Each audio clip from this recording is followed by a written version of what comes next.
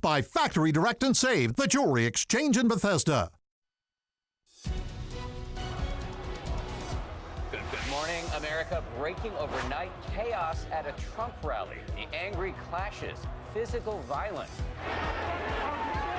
Supporters and protesters facing off in Chicago. Officers hurt. The entire event canceled. Tonight's rally will be postponed until another day. His opponents now taking their own shots. This is a sad day. Donald Trump himself weighing in this morning. What will this mean just days before more crucial primaries? Underwater, the 1,000-year flood. Nearly 2 feet of rain in the south. Houses underwater and floating away. My little boy wants to go home, and we don't have a home right now. We're live in the storm zone this morning. Sacked. The Cleveland Browns cutting Johnny Manziel. Terrific job by Johnny Manziel. The latest blow for this troubled quarterback after the headlines about hard partying and an alleged confrontation involving his ex-girlfriend. So what is next for the guy they call Johnny Football? Fantastic finish, the amazing buzzer beater. Forcing a fourth overtime at the UConn-Cincinnati game. I'm just so happy that shot went in. His team one giant step closer this morning to the big dance. Live from ABC News in New York, this is Good Morning America.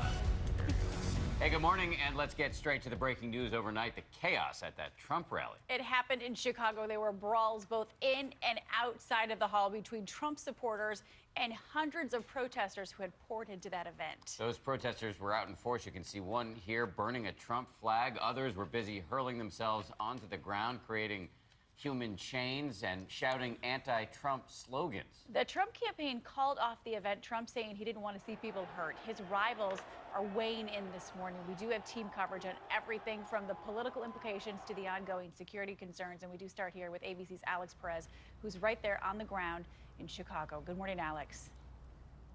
Good morning, Paula. Good morning, Dan. The rally here never actually started. The clash between Trump supporters and Trump protesters got very ugly very fast.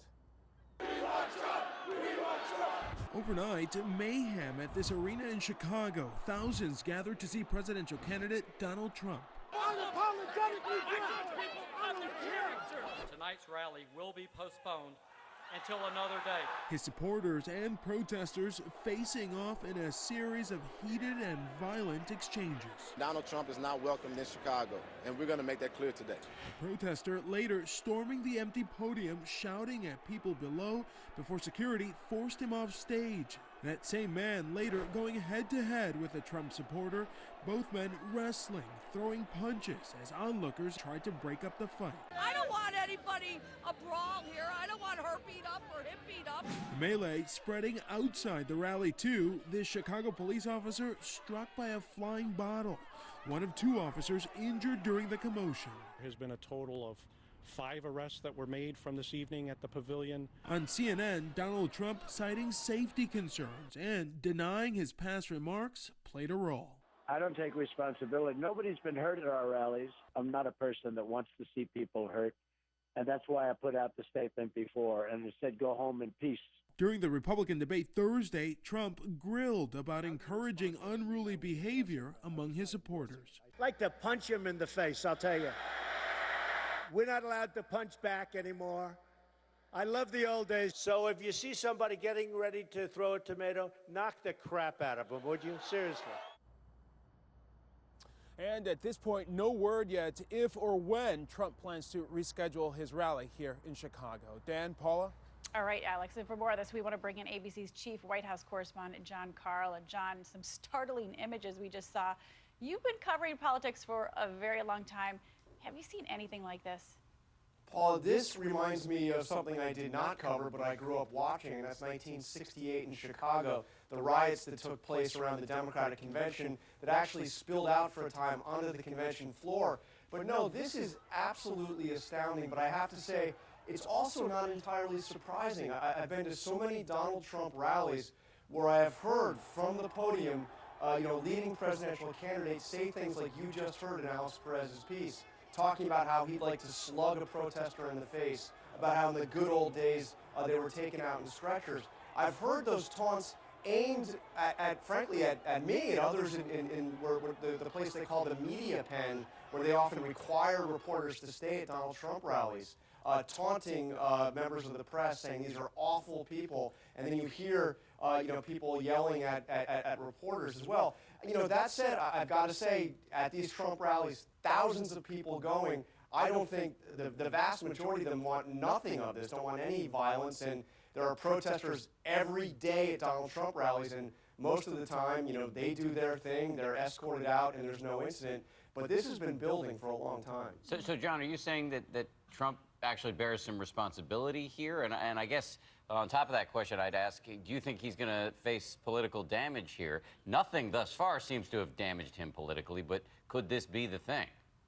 Yeah, well, on your first question, in terms of responsibility, I tell you, often you feel like there is incitement that is coming from the candidate himself. And usually the protesters in that crowd see it as part of the, or the supporters in the crowd see it as kind of part of the game, part of the show, and there's no incident. But when you hear stuff like that being said by somebody who's being cheered by thousands of people, it can be frightening. In terms of damage, we have a big day on Tuesday. Florida, Ohio, Illinois, big primaries, 2 of those winner take all. Most of the voting has been going on for a long time. They started voting on March 5th in Florida. They started voting in February in Ohio. I don't know that this will do any damage. This may, in some ways, help him. There's resentment when people try to prevent a political rally from taking place. I think there'll be a backlash against some of these protesters. But overall, Donald Trump needs to unify the Republican Party, and then if he's going to be a general election candidate, he needs to a certain extent unify the country. This is not the direction he needs to see this going. This is bad in the long term, at the very least, for Donald Trump. John Karl, we always appreciate your analysis. Thank you very much. We're going to want to switch now to the security angle here, so let's bring in the former New York City Police Commissioner and ABC News consultant, Ray Kelly. Good morning, sir. Good morning. Good to be with you. Great to have you here. In your view, did law enforcement officials handle the overnight chaos correctly? Yeah, I think the Chicago Police Department did their job and did it well. This has been fermenting for a while. They knew there were going to be demonstrations. They were there in force. They were well equipped. If you look at the policing of the demonstration outside, relatively calm, some skirmishes. They were called into the arena after there was some tumultuous activity. They came in force, and they quieted it down. What I would say is needed more private security on the floor there. Now, whether or not that's the University of Illinois police or the promoters, I'm not certain. But clearly we needed more sort of a uniform presence on the floor. I think if you look at the total number of injuries and arrests, it's an indication that from a police perspective, the event went fairly well, even though it doesn't look like it on a television screen. No. You had 5 arrests, and you had 3 injuries, 2 of them police officers. So these are small numbers for a large event like that. So, so these protesters, they have a right to peacefully protest. Okay, these rallies are going to go on. The protests are going to go on. So how do we handle this from here on out?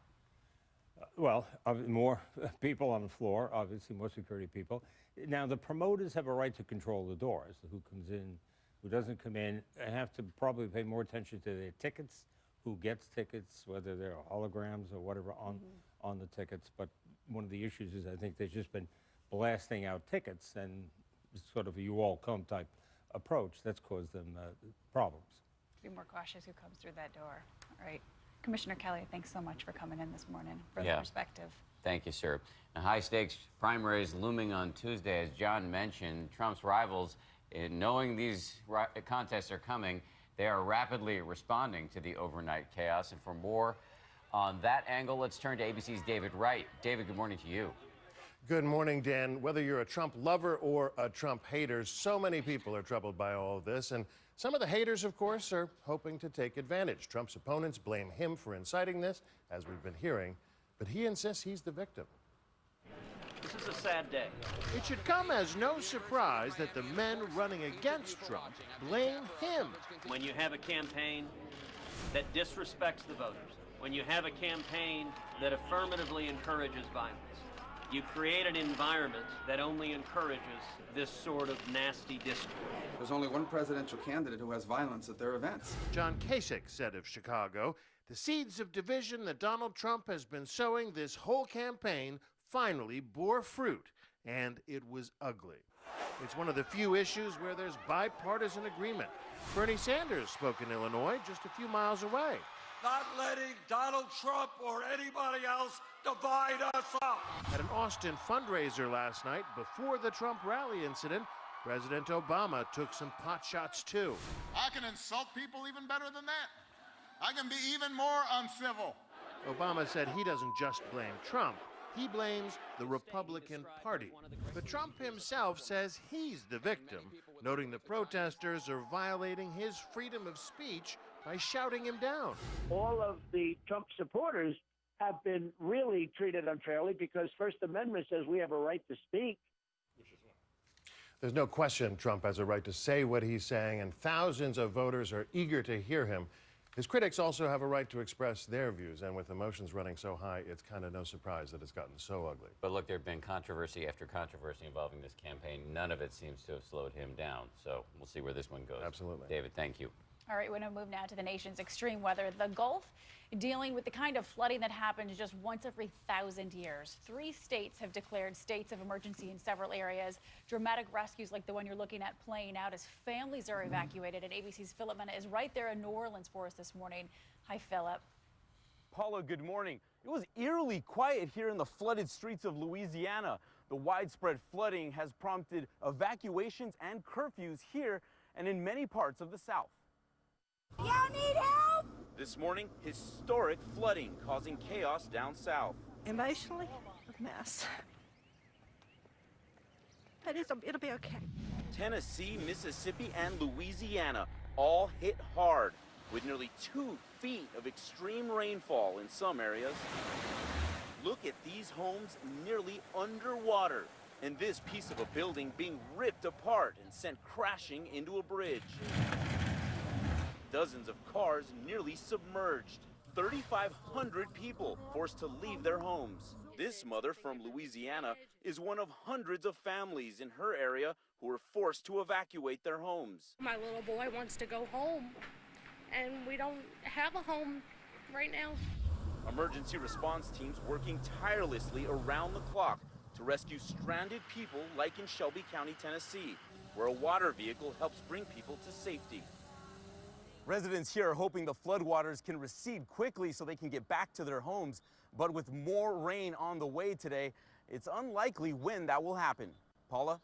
Our hearts go out to those struggling with that this morning. Philip, thank you. And Indra's going to have the forecast just a little bit later in the show. Dan? More rain on the way. We're going to turn now, though, to the farewell for former First Lady Nancy Reagan. She was remembered for that unbreakable bond with her husband, that epic love story. This was an event packed with high-profile friends and mourners, including other First Ladies and our own Diane Sawyer, and ABC's Matt Gutman has the story. It was part funeral for Nancy Reagan and part celebration of Nancy and Ronald Reagan's love story. If my mother had one great talent, I think it was that she knew how to love, and she loved one man more than the world. Former Secretary of State Jim Baker said it was love at first sight. When I opened the door, she wrote later, I knew he was the man I wanted to marry.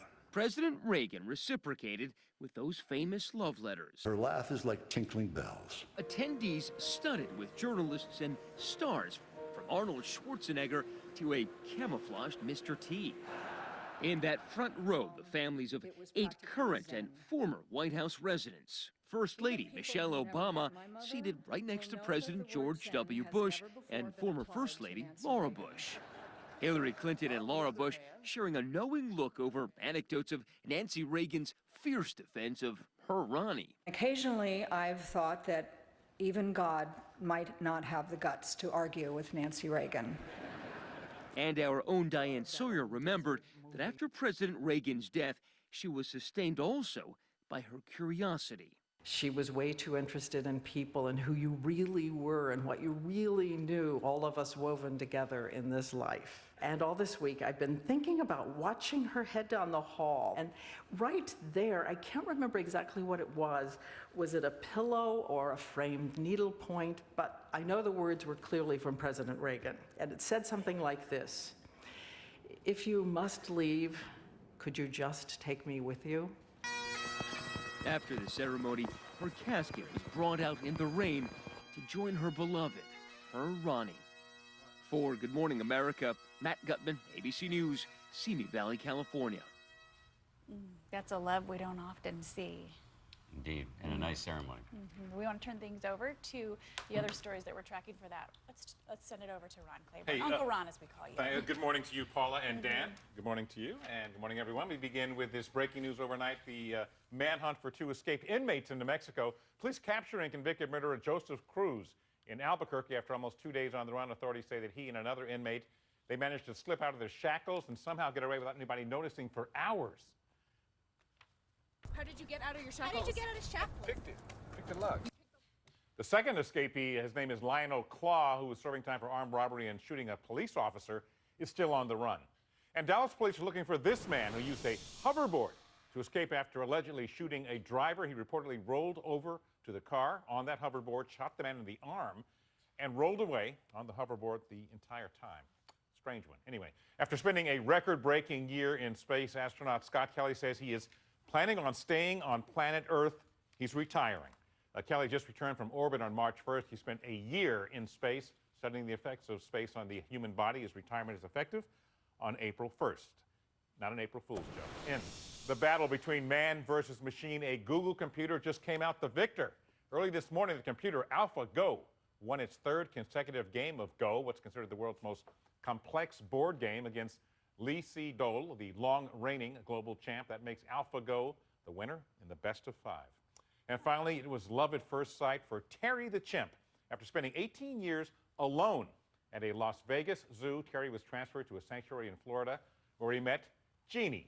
They started holding hands, and they don't let go. They won't let go. Even when one decides to change positions or lie down, they just switch hands and make it work. It's kind of Nothing more romantic than obsession, right? Kind of like us. You just won't. Yeah, exactly. Just don't ever let go. Seriously, don't let go. We'll let go later during the commercial. It's beautiful, but kind of sad, too. They should have kept him alone for 18 years. That's what I thought, yeah. And it shows you how we need other people in order to be happy, Ron. Or another chimp or another... We need love, right? Other we mammals. Need some companionship. Thank you, guys. I don't know where this is going. It's going to weather.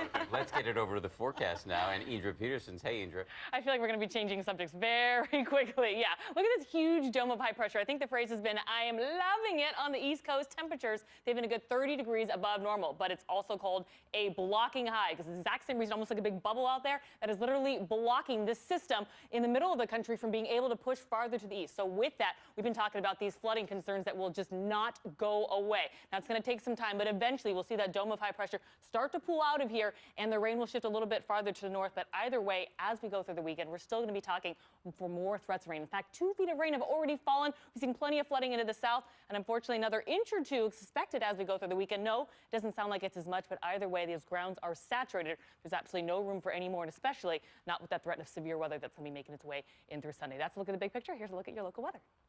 Good morning, Washington. For our Saturday, clouds are going to continue to build in as we go throughout the day. And even though most of the day it's going to look like it wants to rain, we're going to stay mostly dry. It's just a few isolated showers. We're up to about 60 degrees by 2 o'clock. We'll top out in the low 60s, even under these cloudy skies. And if you do get a quick sprinkle, that should be about all it is for today. Overnight, we bring in a better chance for spotty showers, then 70% chance for rain on Sunday. Don't forget, we lose that hour of sleep tonight. Hang on to rain for Monday. We're drier for the end of the week. You guys have all been happy campers. It's been amazing out there. Just a little piece of news. It might get cold after a while. I'll tell you about that coming up. Wait. I still want to feel that love you were talking about earlier. Thank you. No, we're not loving that. Go keep the sign, right? Hold it up. Later. She says it with a smile on her face. I just want like 10 more minutes for you guys to still like me. We love you. Always. No matter what. Now, to the buzzer beater overnight. And Rachel's here with more. What an exciting game. Oh my gosh, what a game here. So UConn and Cincinnati were looking to burst the 2016 NCAA tournament bubble, going back and forth for nearly 2.5 hours, and they did not disappoint. Take a look. It was a night to remember on the hardwood for freshman guard Jalen Adams as the UConn Huskies took down the Cincinnati Bearcats in not 1, not 2, not 3, but a 4 overtime thriller in the American Athletic Conference Tournament. Watch again as Adam quickly launches the ball with less